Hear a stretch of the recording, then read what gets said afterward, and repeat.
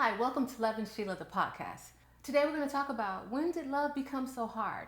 All of our experiences have led us to a place where we're like, proceed with caution, dealing with our previous issues of trust, bad decisions, bad actors, deception, letdowns, and dealing with our triggers. It seems to have led some of us to a place where we're proceeding with caution. Why has love and dating become so hard? Why does it seem that we're suffering from PTSD? Let's get into that. When I say we're experiencing a little PTSD, I'm saying it seems that we are making others pay debts that they didn't accrue. And how does that happen? Before we go any further, I want to invite you to subscribe to my channel. So take a minute and do it now. Just a quick little click. Don't forget to like, subscribe, comment, and share. Now, it seems the reason I say that we may be experiencing a little PTSD is because it seems we have a tendency to charge others for the debt they didn't accrue. I want to talk about how we got here, and I want to talk about how we can move forward, because the purpose of everything we do here is evolution, growth, maturing, healing, dealing with life's challenges. And together we're coming up with solutions and ways to move forward. It's very important to look at real life. If you received a bill for something that you did not purchase or you did not charge, you're going to dispute it and you're not going to accept it and move forward. And so we have to be careful that we are not charging other people and holding them responsible for debts, wrongs, or hurts that they did not cause. It's important to be healed so that we can move forward with a clean slate and look at each new relationship and each new endeavor as just what it is, a new endeavor. And of course, we take wisdom and we take the things that we've learned to make us better and to make us a better participant in whatever endeavor that is. But we can't take the pain, or we can't take the bad actors or the deception and apply that to whomever we move forward with. And the reason I talk about this, and the reason I talk about almost everything I talk about here, is because I've done it. I have experienced it. And as I talked about healing, I said it's not linear. You're going to have ups and you're going to have downs, and you're going to be strong at times, and there are going to be other times when you're going to need a lot of support. And that's why we're here, to give you the support you need and to let you know that you're not the only one, and we've all experienced some of these things. And so for me, I have charged others for wrongs that they didn't do and that someone else had done. And that's because I needed healing in those areas. I needed to process some things. I needed to gain an understanding. And I needed to have some grace with myself. Meaning, because I allowed some things to happen, I charged myself with never again and not allowing that to happen again. And you'll never catch me that way. So I put up walls and barriers to my heart. And it made me question if I was emotionally available. And I think that was really not the question, whether I was emotionally available. I think the question was whether I was healed in those areas. And because if I were healed, I feel like I would be able to open up and be more amenable to potential and to see things for exactly what they are and how they present.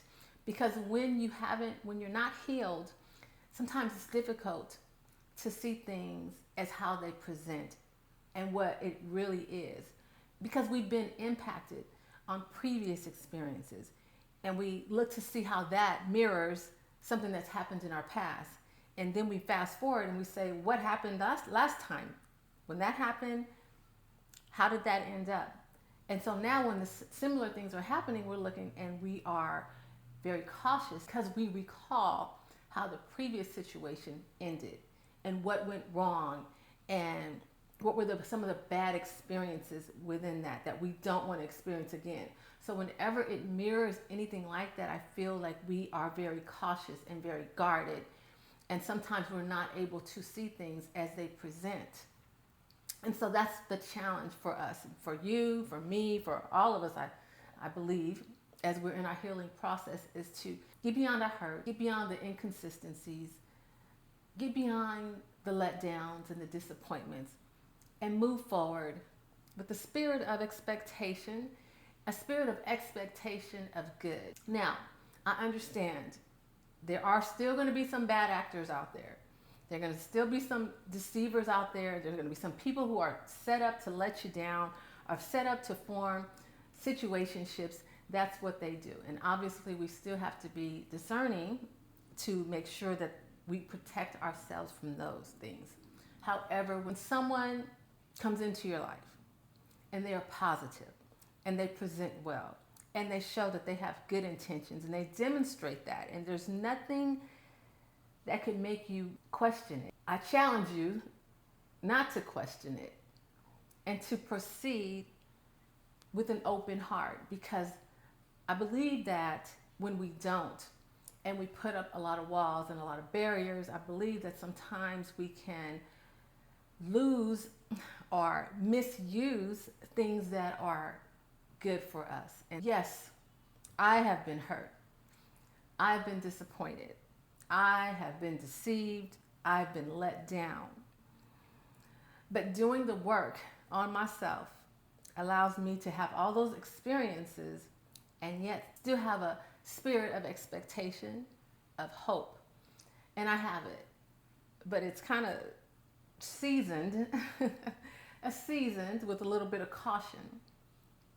And so I've been spending the last few months, maybe 6 months or so, trying to step out of that season where I've been seasoned with caution, trying to step into a season of openness and willingness. Because now I believe that I have been equipped, that I have the tools, that I'm not as raw, that I'm not as green, coming out of a over 20-year marriage and not having dated and experienced men and the different things that are going on for so long. Yeah, I was a little rusty, made some poor decisions, even though I thought I was making good decisions, but I learned that it wasn't. And so now that I've got a little seasoning, a little experience, and I've taken some time to think, once we do that, once we take the time, once we heal, once we assess, once we get our antennas up and we tune in to what's really going on, not what's triggering us, but what's really before us. And I want us to concentrate on that, because I don't want us to be afraid. I'll say it. I never wanted to see myself as afraid, but what I realized as I've been going through my journey, yes, I've been afraid over the last for the last year, I've been afraid. And I'll tell you why. After my marriage, I entered into a relationship with a man. He gave me what I needed at that time. He gave me protection.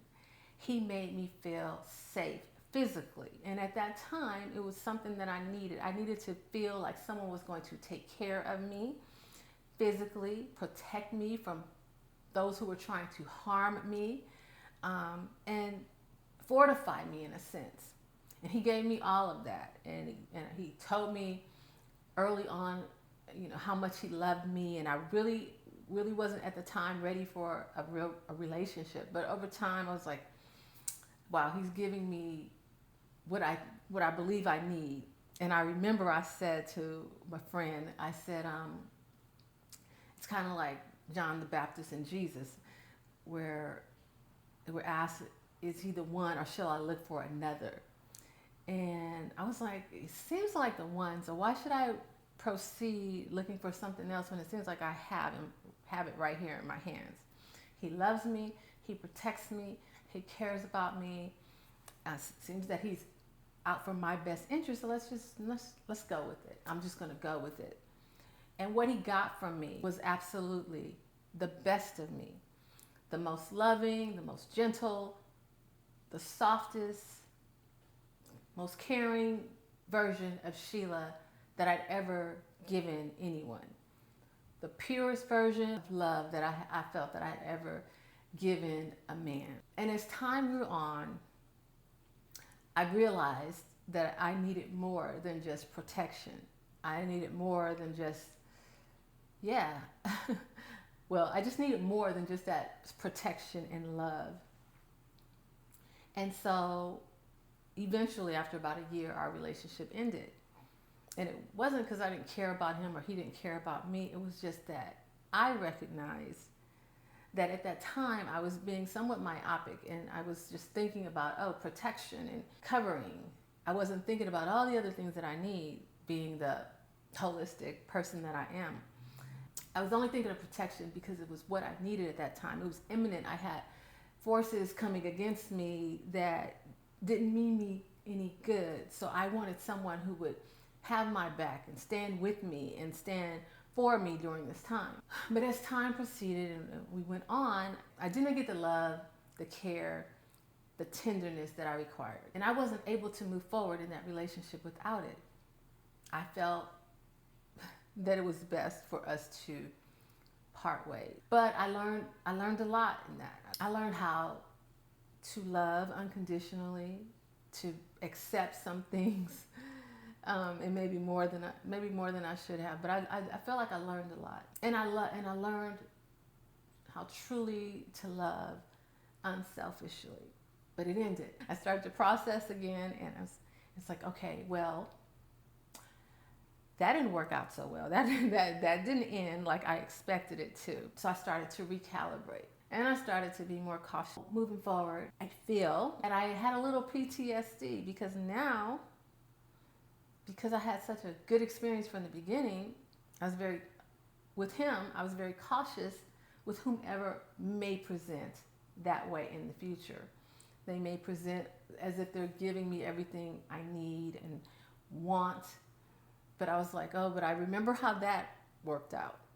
You're not going to get me. You're not going to get me. So I was telling a friend of mine, and she said, I think you have PTSD. Actually, I was saying, like, how many PTSDs can I have? Like, how many PTSDs can I have? There was PTSD after my marriage, and now after this relationship.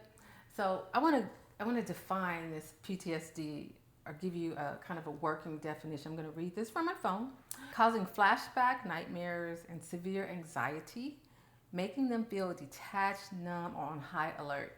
It can lead to avoiding situations, loss of interest in activities, irritability, and physical symptoms like headaches and stomach issues. They can also strain relationships and may lead to other mental health conditions. Okay. Avoidance. Avoidance and triggers. Avoiding situations that resemble what you previously were in, and being triggered when anything resembles something that happened in the past. And that's where I was, and it made me question trusting myself and trusting my decisions and trusting how I move forward. And so I think you can develop a tendency to like fight, flight, or freeze. And so for me, I became stagnant. I think I would freeze because I'm like, I can't move forward. I don't know. So I just have this like flat line in relationships or involvement where I choose not to make decisions. I don't know exactly what to do. So I don't trust myself. And because I felt like I had made some poor decisions, or bad decisions was what I called it earlier.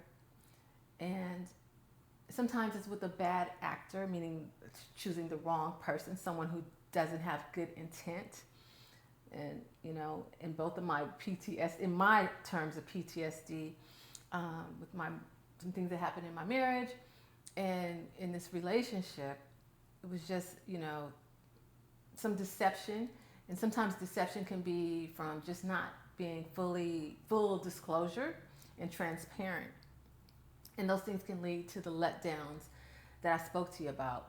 And also triggers when you see these things. So that's why I felt like it might have been a little PTSD, but how it registered is me charging others for debts they didn't accrue. And so I'm telling you my experience because we can't do that. That is not how we move forward. That is not how we heal. That's not how we grow. And so we need to assess each situation for its own individual merits or demerits, whatever you want to call it, and not bring our baggage from previous relationships, previous letdowns, previous disappointments into our current situation. And that's what I want to challenge us to do today. How do you do it? Great question.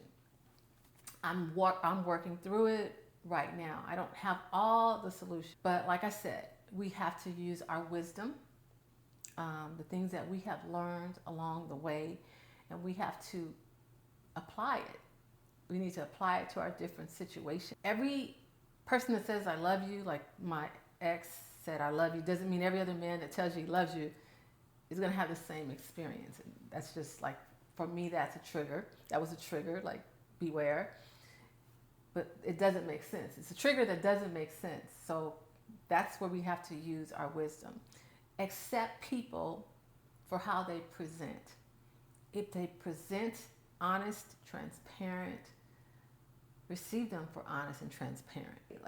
If they present in a peculiar or deceptive way, receive them that way and move forward as such. It's very simple, but sometimes things that are simple are not dealt with very simply. So, release yourself, breathe, accept that the past is the past. Try to move forward without the emotional baggage. Have the emotional regulation, emotional maturity, emotional intelligence to see things for what they are, to not conflate what this person did with what that person is doing, to see it for what it is. And like I said, it's very simple. It's not rocket science, but even it's often something that we do. And so I want to encourage us all today as we move forward. Love does not have to be so difficult. We don't have to have a kind of PTSD about it. We can use the wisdom and the knowledge that we've learned along the way and apply it accurately and provide access to those who present themselves as worthy and deny access to those who present themselves as unworthy. And like I said in a previous episode, trust your gut. In the past, I've had some intuition and I swept it aside, but it is a good driving force to get us to where we need to be. Along with real information, your intuition will help to guide you. Flying this week, and I was watching a movie, The Materialist, and I had seen it at the theater. But it was about dating and matchmaking and everyone with our checklist. And the checklist can get kind of outrageous sometimes. We can get pretty particular with that. And so they were talking about the checklist from the matchmaking. But they did say something and I wrote it down. It says, love is easy because we can't control it. You know, it just happens. You might, I guess you just lean into it, or you jump into it, or you fall into it. Love is easy. I challenge us to take the complications out and to move forward with trust, intention, and with the focus of creating the life that you want, creating the relationship you want. Find a good actor. I talked about bad actors earlier. Find a good actor to write this story with, and the checklist may not be the guiding force. It may not be your North Star for your relationship, standards that we want to look to for direction. But I just challenge us all to be open and to look at the adventure of love with an openness and a willingness to dive in, refraining from applying the hurts and the damage from past relationships to our future, because we've grown, we've evolved, we've learned. We're not going to repeat the same things. And so now we have to trust ourselves. So trust that you're not going to repeat the same thing. Trust that you'll see the red flags, before 20 years. Trust that, and you'll move forward with confidence and with peace and with love and with joy. And that's what I want to encourage us to do today. Be open. Don't charge people for debts they did not accrue. Don't let a form of PTSD stagnate you as we grow in love and relationships. but be consciously aware, do the work. If you're stagnant, if you're avoidant, dig in, figure out why, what's going on inside, so that you can move forward and get the things that you want, have the relationships you want, and do it with peace and joy and love. And that's all I have for you today. Don't forget to subscribe, comment, share with your friends. I'm so excited about 2026. I have some great things ahead of me that I can't share right now, but I will be sharing at the top of the year. And we're going to do some new things, and we're going to incorporate so many more. We're going to talk about careers. We're going to talk about changes in the life cycle, and maturing and aging and family, relationships, marriage, divorce, friendships, all these things. We're going to talk about it all. This is a holistic approach to how we're loving on ourselves.